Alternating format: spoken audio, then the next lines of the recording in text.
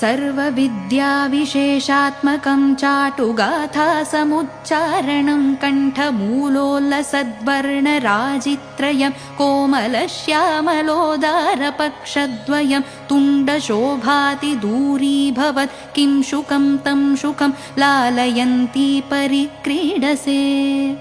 पाणिपद्मद्वयेनाक्षमालामपि स्फाटिकीं ज्ञानसारात्मकं पुस्तकं चाङ्कुशं पाशमाबिभ्रति येन सञ्चिन्त्यसे तस्य वक्त्रान्तरा गद्यपद्यात्मिका भारती निःसरेत् येन वा यावकाभाकृतिर्भाव्यसे तस्य वश्या भवन्ति स्त्रियः पूरुषा येन वा शातकुम्भद्युतिर्भाव्यसे सोऽपि लक्ष्मीसहस्रैः परिक्रीडते किं न सिद्ध्येद्वपुष्यामलं कोमलं